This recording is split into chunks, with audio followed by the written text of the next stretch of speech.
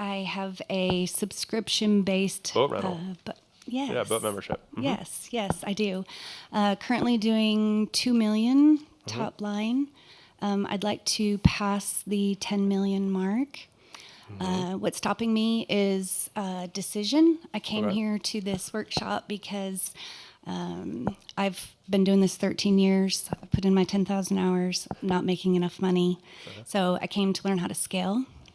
I have 2 options in front of me in the next 6 months. One to purchase an existing club that would more than double, and another to start a third. I have 5 locations. This would make 10.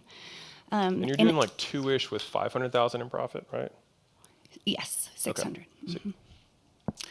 I mean, hey, every dollar counts. I'm with you. Okay. yes.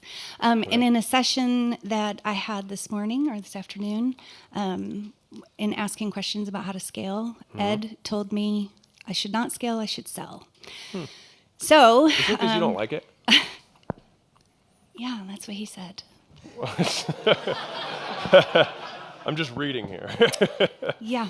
Clairvoyant. He said, "Do you love boats?" And I said, "No." So. Well, before we break your life, just a couple frames, because I didn't say this earlier, but I'll say this now. I'm really not talking to anyone per se. I'm talking through them to everybody else, because believe it or not, the problems that you have is the same problem that like 5 other people here have, or 10 other people here have. So just want to set that up front. I'll just share something that might be just maybe a different frame on this, which, like, have you heard the story of the 3 stonecutters? So a guy walks up, sees a stonecutter, and he says, "Hey, how's your day going?" And the guy's like, "It's terrible. It's back-breaking work. It sucks." And he's like, "Okay, wow, I got it." And he goes to the second stonecutter, and the guy says, "Well, pays the bills, keeps the family fed, that's fine." And then he goes to the third stonecutter, and he says, "How's your day going?" He says, "Oh, it's amazing. I'm building a cathedral that, is going to last for generations for my kids," right? And so the same work, just different perspectives on the work itself. And so the perspective that I'll share is just that, having now owned a lot of different businesses, almost all businesses are the same as if you chunk up high enough. Because if you get 2 or 3 levels up, you're going to have a director of sales, director of marketing, you're going to have a director of IT, you're going to have personnel issues, you're going to have HR, you're going to have legal, and it's going to suck every other day. You know what I mean? And so it's kind of like, I've had 10 executive assistants, and I currently have none. And the common thread between all of me and them is them, obviously. And so, I say this because, like, if we're trying to hope for the business to be the thing that brings you joy, I would just really strongly push against that. And I'd rather you just see the business through a different perspective, which is like, this is an opportunity they get to learn some skills. Like a good friend of mine had, he was in the fitness industry and then started a cookie company, which seems completely antithetical, right? He's like, "I'm creating demand and supply." But what was interesting about it is that I asked him, I was like, "Are you passionate about cookies?" And he was like, "No, not at all." And I was like, "Why are you doing this?" And he was like, "Well, I think there's a good gap in the market." This is before Crumble. So he had the right idea. Like, he thought that gourmet cookies were going to be a thing. He ended up having a bad partnership, whatever. But the point is that he was right about his idea. He did 100 different recipes to figure out the one chocolate chip cookie that was amazing. And he did really well. But the thing is that he wasn't in love with cookies. He was in love with being excellent. And I think that that's at least how I try to see business. It's like, how can I let this business be an expression of the values that I have, rather than this business has to fill a hole in my heart. So, back to you. Okay, so do we exit this thing? Do we get another location? Because I'll bet if you just didn't hate the people you work with, you'd probably be okay with it. With getting another location? Oh, no, just in general. Like, I mean, because right now you have this desire, because you have, what, $2 million in debt, right? Yes. Yeah, so you have $2 million in debt. You're doing $600, not $500,000 in profit. Notice. And so basically after taxes, it's going to take you like 6 years, 7 years to pay the whole thing off, assuming you don't spend any money, which would suck, right? Yes. That would blow. Okay. So I can feel that is crushing weight. So either you want to scale past it so these debt payments aren't killing you, because it's eating probably the majority of your cash flow, or selling it and kind of either starting over or doing something else, et cetera, right? That's right. Okay, do you have an offer on the business? No, I wasn't even looking to sell until an hour ago. I was like, solid.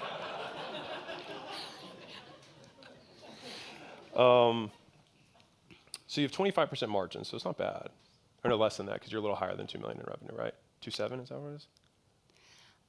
What was revenue? Between the About five? 2 million. It is 2 million. Okay, so it's 2 million top line, 600,000 bottom line.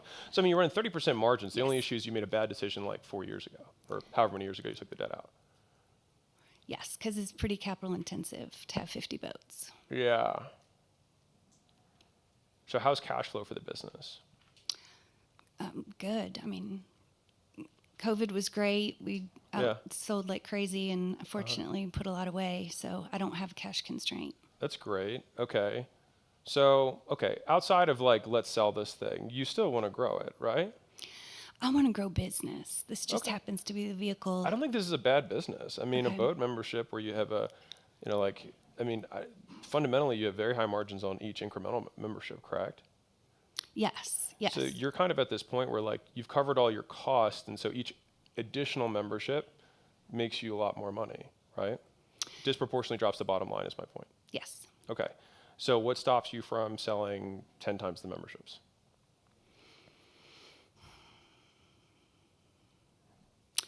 That was the question that I tried to answer coming here and going through the framework. And and when we were going through the circles yesterday, I came down to, I think it's my offer. Okay. Okay. And is this a franchise or is this yours that you just start on your own? That's the other part of the equation, is that it's a licensing model. Okay. And I think the conversation in the room today was, is it really mine if I'm under a licensing structure? Or I mean, you can sell the business. You have an existing agreement, but what do you give away top line? Nothing. Oh, okay. So then what do you license? The marks in the system. It's a reservation software system. Do you pay a flat fee? So technically my members do, because we're licensed and not a franchise. I can't pay directly, so the members do. Okay, and what percent do they give away? It's a $500 a month membership. $30 a month goes to corporate. Okay, so whatever that is, 6%. Okay, I mean that's fine. Mm-hmm. Okay, so I mean I wouldn't say it's strangling you. Okay, so it's 20% of your margin functionally. All right, so why? So do you currently do ads? Do you do outbound? Do you do organic? Are you doing affiliates? What are you doing to grow? We spend about $6,000 a month in paid ads. We do a lot organic. What's ROAS on this? Sorry. Good, bad? Well, according to the marketing agency that I use, Amazing. they're very, very great. They're like, it's exceptional. Yes, yes. You just spend all your money Yes. here. I only spend $11 per lead, and that's a fabulous number in the industry, evidently. Well, what percentage are you closing of leads?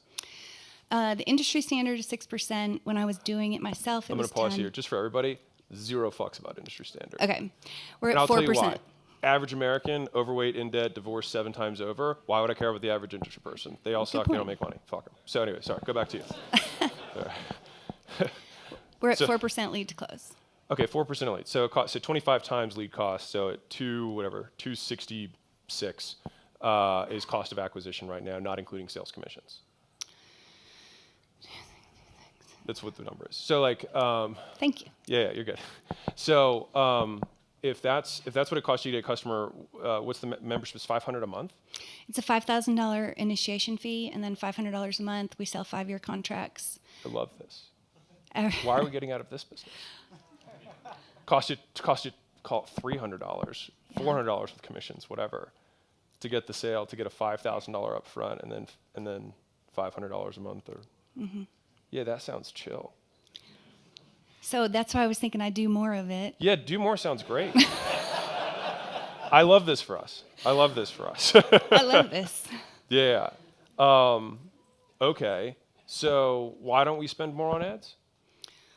Sounds like I should. I feel like that's not a terrible idea. Not a terrible idea. Yeah. The thing is you have a business where this happens a ton, by the way.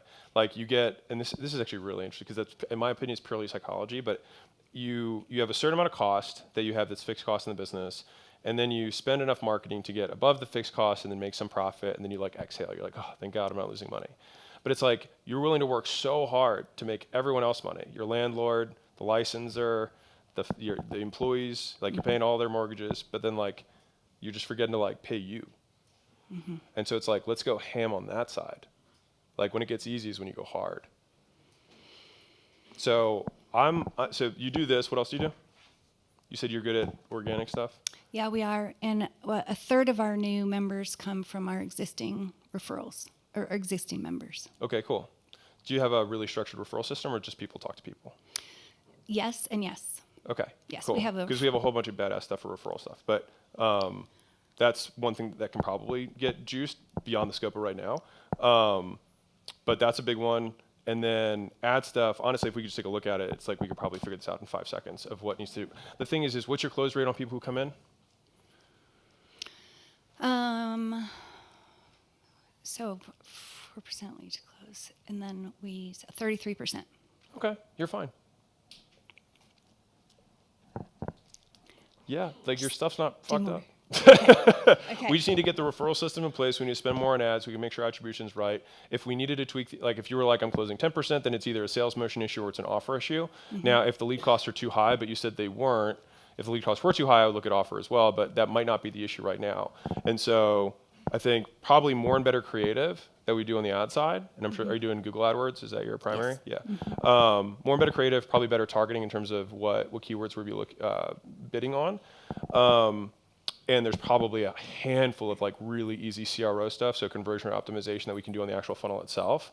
Like we just don't know a lot. Like there's so many little things there that can just like immediately increase how much the business is making from each lead, and that'll probably just give you a little bit more exhale, in order to spend more, because I think that's what we have to do. Thank you. If you're a business owner and you're not growing as fast as you'd like, I'd like to give you a free gift.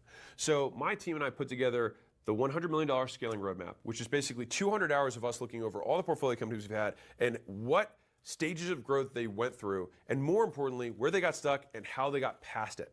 And so we broke it into these 10 stages, and we made this little kind of quiz thing where if you put in your business information, it'll tell you where you're at, and the most important part for you, what to do for each of the functions of the business across product, marketing, sales, customer success, recruiting, IT, human resources, and finance. And so no matter what you're struggling with, someone else has already struggled with it and solved it. And so I'd like to give you this thing absolutely free. You can go to acquisition.com/roadmap, plug in your business information. And if you want us to actually help you deconstrain the business and you're trying to scale, we'd love to help you out. On the thank you page, you can just book a call with my team, and we will look at the business, see if we can help. And if we can, we'll invite you out to Vegas, and we'll do this in person live.